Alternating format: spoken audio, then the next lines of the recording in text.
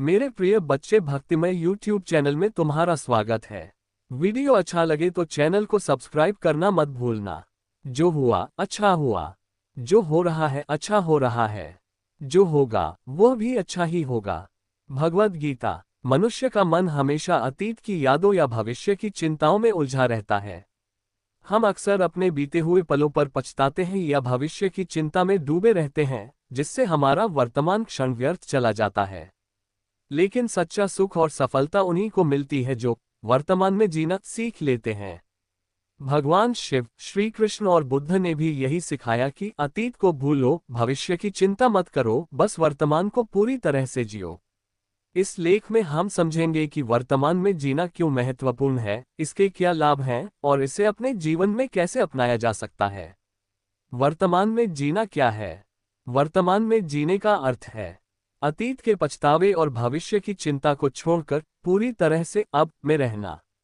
अपने जीवन के हर क्षण को पूरी जागरूकता और आनंद के साथ जीना। जो भी कर रहे हैं उसमें पूरी तरह से मन लगाना और उसे पूरी तल्लीनता के साथ करना। भगवान शिव का संदेश, वर्तमान ही सत्य है। भगवान शिव को कालों के काल, महाकाल कहा जाता है।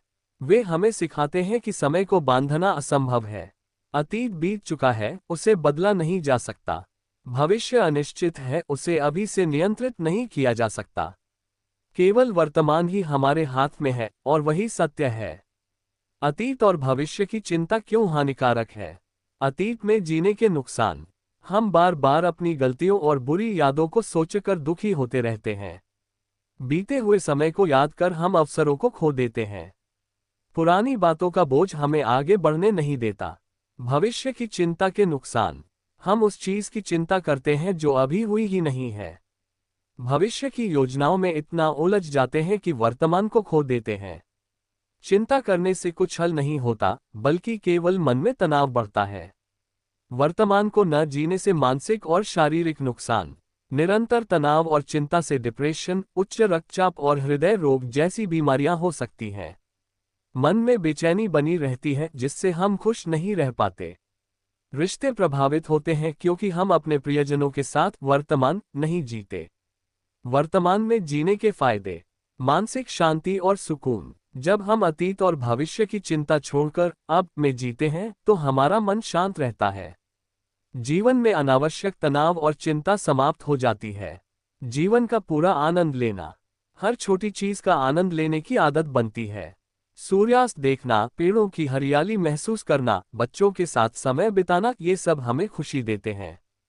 कार्य में उत्कृष्टता। जो भी कार्य करें उसमें पूरी एकाग्रता होती है। बिना व्यर्थ की चिंता के हम अपने काम को बेहतर तरीके से कर पाते हैं। रिश्तों में सुधार। जब हम वर्तमान में रहते हैं तो अपनों के साथ ज्यादा समय बिता पाते हैं। हम दूसरों को सही तरीके से सुनते हैं, जिससे रिश्तों में मधुरता आती है।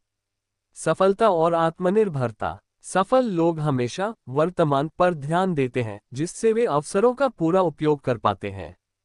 जब हम पूरी तरह से अभी के कार्य में लगे रहते हैं तो सफलता स्वतः ही हमारे पास आती है। कैसे सीखें वर्तमान में जीना? ध्यान करें। भगवान शिव समाधि में लीन रहते हैं क्योंकि ध्यान हमें वर्तमान में रहने की शक्ति देता है। हर दिन 10-15 मिनट गहरी सांस लें और ध्यान करें। ओम नमः शिवाय का जाप करें, जिससे मन शांत रहेगा। ध्यान से हमारी जागरूकता बढ़ती है और हम हर क्षण को गहराई से महसूस कर सकते हैं। अपनी सांसों पर ध्यान दें। जब भी आप भविष्य की चिंता करने लगें, कुछ देर अपनी सांसों पर ध्यान दें। गहरी सांस लें और महसूस करें कि आप अभी इस क्षण में जीवित हैं। छोटे छोटे कार्यों को ध्यान से करें। जब खाना खाएं तो हर कौर का स्वाद महसूस करें। जब किसी से बात करें तो पूरी तल्लीनता से सुनें। जब टहलने जाएं तो पेड़ों, हवा, सूरज की रोशनी को पूरी तरह महसूस करें। हर दिन एक नया अनुभव लें। कुछ नया करने की कोशिश करें, जिससे आपका ध्यान वर्तमान पर बना रहे। नई किताब पढ़ें, नए दोस्त बनाएं, किसी नए स्थान पर जाएं। समय की कीमत समझें। हर दिन एक नई शुरुआत है, इसे बर्बाद मत करें। किसी काम को टालने की आदत छोड़ें और अभी उसे पूरा करें। प्रकृति से जुड़े रहें। भगवान शिव हमेशा हिमालय में रहते हैं, जो हमें प्रकृति से जुड़ने की प्रेरणा देता है। प्रकृति में समय बिताने से हम वर्तमान में जीने की कला सीख सकते हैं। खुद से सवाल पूछें। जब भी मन भटके खुद से पूछें, क्या मैं अभी इस क्षण में हूँ? क्या ये चिंता जरूरी है? क्या मैं इस समय को पूरी तरह जी रहा हूँ? खुद को माफ करना और आगे बढ़ना सीखें। अतीत में हुई गलतियों को भूलें और खुद को माफ करें। भविष्य की चिंता से बचने के लिए अपने कर्मों को सुधारें और आगे बढ़ें। भगवान श्री कृष्ण का संदेश, वर्तमान में जियो। भगवद गीता में श्री कृष्ण कहते हैं, कर्मण्येवाधिकारस्ते मा फलेषु कदाचन, अर्थात तुम्हारे अधिकार केवल कर्म पर हैं, परिणाम की चिंता मत करो। इसका मतलब यह है कि हमें पूरी तरह से अपने कर्म पर ध्यान देना चाहिए और भविष्य की चिंता नहीं करनी चाहिए। निष्कर्ष, जीवन एक बहता हुआ झरना है, इसे अतीत की चट्टानों से टकराकर रोकिए मत और भविष्य के समुद्र से डरिए मत। बस बहते रहिए, हर पल को जीते रहिए। वर्तमान में जीना सीखना एक कला है जो धीरे धीरे अभ्यास से आती है।